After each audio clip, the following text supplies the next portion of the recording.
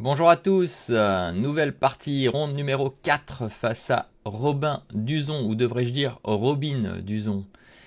J'ai été très surpris, je ne trouvais pas ma place ce matin-là, et je vais vous parler un peu du tournoi Grenke quand même, et en particularité du freestyle chess, mais le tournoi Grenke, donc c'est pas loin de même plus que 2500 joueurs. Donc c'est un gros festival, si vous ne l'avez jamais fait, pensez à le faire à l'avenir, c'est vraiment une belle ville en plus et de belles conditions de jeu. Et les spécificités un peu du tournoi freestyle, c'est qu'on devait être assis au moment où la position était tirée. Prenons Eric Gazy à 10 secondes près, normalement je gagnais la partie. Ils étaient en train d'aller tirer le numéro quand il est arrivé, quoi. Parce qu'ils considèrent que si on a le premier coup, imaginez vous mettez sur l'ordi, le premier coup va grandement vous avantager. Voilà, si vous connaissez le meilleur coup. Voilà pourquoi il y avait cette règle. Et donc je cherche ma place et je me dis, mince, je joue Robin Duzon, je cherche. Et je vois une place libre et puis je vois une féminine en face. Et je m'attendais à ce que ce soit un garçon, donc j'ai été très surpris. Ça a été un peu amusant ça. Je me retrouve face à une féminine alors que en regardant l'appareillement le matin, je croyais que je jouais un garçon. Donc vraiment la surprise. Alors j'ai les noirs, je dois absolument gagner. Et je vais remporter cette partie, comme vous voyez le résultat sur le côté. Alors à nouveau une position un peu particulière. On n'a pas eu encore les deux fous en G8, F8. Un cavalier au coin, on l'a pas eu non plus, je crois ça. Un rang en D8, une dame encore au coin. Il y en a un peu assez de ces dames au coin. On n'a pas de faiblesse dans cette position. Et elle décide de m'envoyer E4. Et je vais répondre ici par F6. Alors je crois que je l'ai déjà dit, mais ce que je faisais, c'est que je regardais toujours ce que jouaient les autres pour ne pas jouer pareil. Contrairement à beaucoup de joueurs, il y avait énormément de joueurs qui attendaient pour voir ce que faisaient les plus forts. Et c'est d'ailleurs pour cela que sur les grands écrans, il y avait des écrans géants. Enfin, un grand écran, où il y avait les 5 premières tables, je crois. Et ben, ils ne mettaient pas les parties avant une bonne quinzaine de minutes pour être sûr que les gens ne copient pas. Voilà. Ce qui est amusant. Donc si on voulait peut-être jouer au freestyle sur le long terme, on devrait chacun avoir une loge un peu qu'on puisse pas voir pas voir les parties des autres. Donc je joue F6 pourquoi? Pour développer mon fou. Elle décide de jouer B3, bloque la diagonale, libère sa dame, je fais E5 et elle joue F3, elle me copie. Donc ça m'embête un petit peu.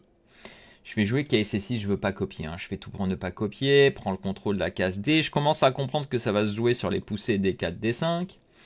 Elle joue cavalier en G3, qui peut s'infiltrer, mais c'est défendu, donc tout va bien. Je décide de jouer A6, voilà, c'est là que je vais prendre les risques, hein. Là, ne jouez pas comme ça, mais ici, vous voyez, je vais réfléchir 4 minutes et je veux juste jouer un coup pour faire réfléchir mon adversaire, c'est le seul but. Elle va jouer A4, qui est un très bon coup, je pense, parce que des fois, il y a des A5 qu'elle va louper dans la partie. Et je vais jouer Grand Roc pour jouer des 5 le plus tôt possible. Et elle va jouer cavalier C3 pour contrôler et me piquer la paire de fous dans le cas où je viendrai à échanger. Je vais quand même le montrer, mais je ne serai pas content de donner la paire de fous. Seul inconvénient de ma ligne avec A6, c'est que ma dame ne sort pas. Donc il faudra que je trouve une solution pour ma dame. J'ai tellement envie de jouer des 5 ici, je vais jouer un coup qui est peut-être mauvais, mais je vais prendre le risque et on va le voir, 5 minutes de réflexion. Je veux jouer des 5 avec cavalier prend possible, et dans cette position exacte ici, il y a les A5 qui peuvent être très problématiques avec dame A4 là.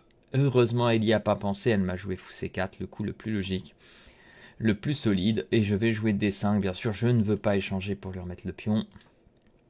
Elle échange, je prends... Elle joue le Grand Roc et le problème c'est qu'elle va un jour menacer D4. Je décide de ramener une pièce parce que je ne trouve rien de spécial dans cette position. Rien ne me plaisait, elle prend, je prends et elle va tomber dans mon piège. En fait quand j'ai fait G3 j'avais un petit piège, j'ai vu cette position arriver. Et là elle a joué un coup qui était très naturel, Dame C3 pour Dame C4 et ça me laisse placer un piège qui était très fort qu'elle avait loupé. Je vous laisse le temps de réfléchir pour voir ce piège. Je rentre pas dans tous les détails, hein, je vais juste sur les moments importants parce que freestyle c'est beaucoup trop compliqué pour que j'analyse tous tous les coups, mais simplement ça se jouait sur les D4, D5, et j'ai tendu ce piège, j'étais quasi persuadé qu'elle voulait prendre et jouer Dame C3. Alors pourquoi elle voulait jouer Dame C3? Parce qu'elle veut sortir sa dame, elle veut pas prendre d'elle-même ici, parce qu'elle veut pas m'aider, mais elle pourrait prendre d'elle-même. Hein. Mon idée c'est notamment éventuellement d'aller lui piquer celui-là, et sur ça je crois que je voulais jouer fou B4 pour gagner un tempo, et c'est pour ça vous voyez Dame C3 ça a une utilité. Et ici, elle va se prendre B5, voilà. Et ça, elle n'avait pas vu. Et là, à partir d'ici, la partie, ça va être un petit massacre ici parce que elle a été surprise, elle prend 6 minutes, elle prend, tour prend. Par contre, elle va bien se défendre, je trouve qu'elle va me jouer tour E4 pour avoir tour A4 parce que je menaçais d'ouvrir sur son roi. Je joue KF4, elle joue roi B2.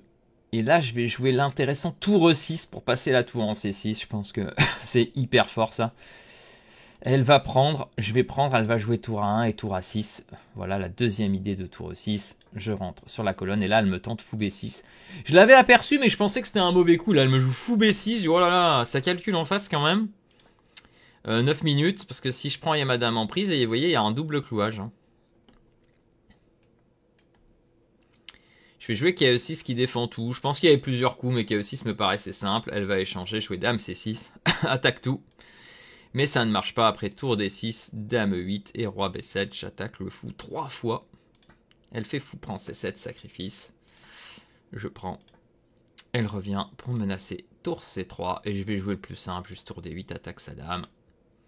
Et roi B8. Elle va tenter B4 pour avoir des tours A3. Et je vais jouer fou, prend B4, défend. Elle va jouer tour B3, je vais prendre. Elle va jouer E4, j'ai une pièce de plus, il n'y a pas grand chose à dire. Je fais fou A5, il y a plein de coups ici. Et elle abandonne. Je gagne cette partie avec une gestion du temps qui est plutôt pas mal. Et, vous voyez, j'ai encore 20 minutes à la fin de la partie. 17e coup, j'ai 30 minutes. Les complications arrivent sur B5. Vous voyez, j'ai 48 minutes au moment où je place ce que je veux placer. Donc c'est vraiment... Celle-ci était vraiment bien, mais l'adversaire est moins fort. Hein. C'est ce qui permet de placer tout ça. Alors ici, pourquoi elle recule pas hein? Si elle recule, simplement, je crois qu'il y a juste le pion qui est en prise. Et si elle recule là, je crois que simplement tour ici, avec tour là qui va finir la partie, je crois. Si je ne dis pas de bêtises. Avec potentiellement du dame A3. Et il y avait une chose que j'avais regardé à un moment. Voilà, ah oui, j'ai oublié de vous dire à un moment. J'ai grandement hésité. Oui, si ce fou A3 était jouable. Et en fait, j'ai pas trouvé. J'ai pas réussi à le faire marcher. Mais j'aurais été content que ça fonctionne fou A3 pour empêcher tour A1. On va regarder après. Bon, celle-ci, c'est une partie un peu plus courte. Je vous la fais tranquille. On va pas toutes les faire en 20-30 minutes. Il n'y avait pas énormément de choses à dire. Lutte des cases. Placer le petit piège B5. Voilà comment on gagne des parties. Pour ceux qui se posent toujours la question de cette position.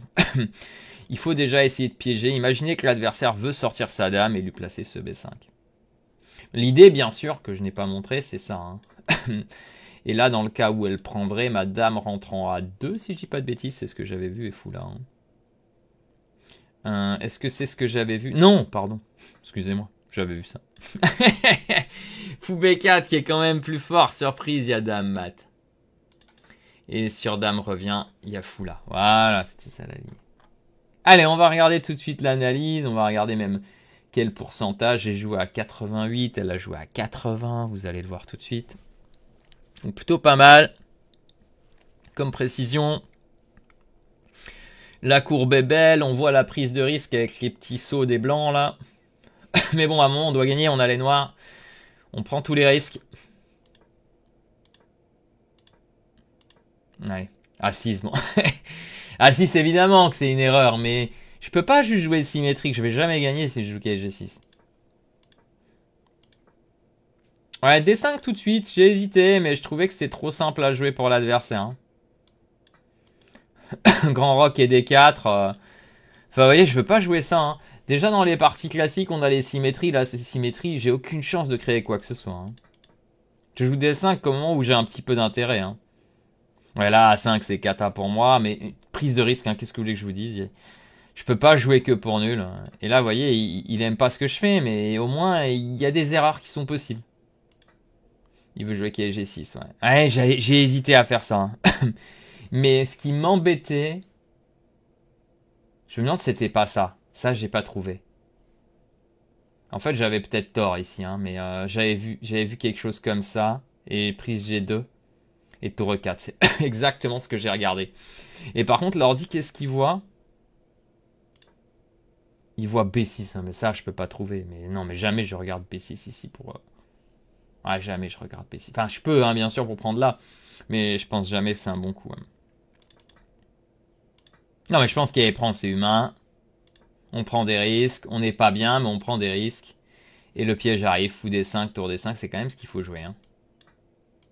Et D4, je pensais fou B4, mais c'est peut-être une erreur. Oula. J'avais pensé que c'était bien pour inviter C3 et revenir. Mais en fait, il aime bien ce A5. Hein. Il me dit que je suis toujours foutu sur ce A5. Vous voyez, j'ai pas compris même qu'une ligne comme ça, c'était si grave. Je pensais que ça jouait quand même. Mais madame est trop mal placée. Bon, après, j'aurais peut-être vu. Hein. Je me demande si...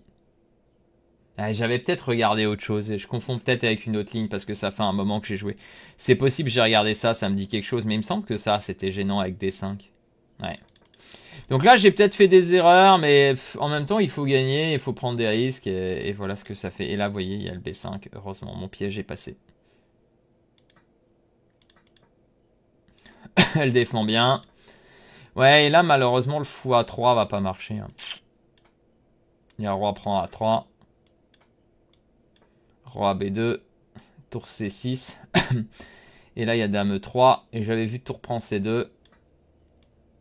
Mais ici, c'est nul, je crois. Il n'y a pas de gain. Malheureusement. Parce que sur ça, il y a ça.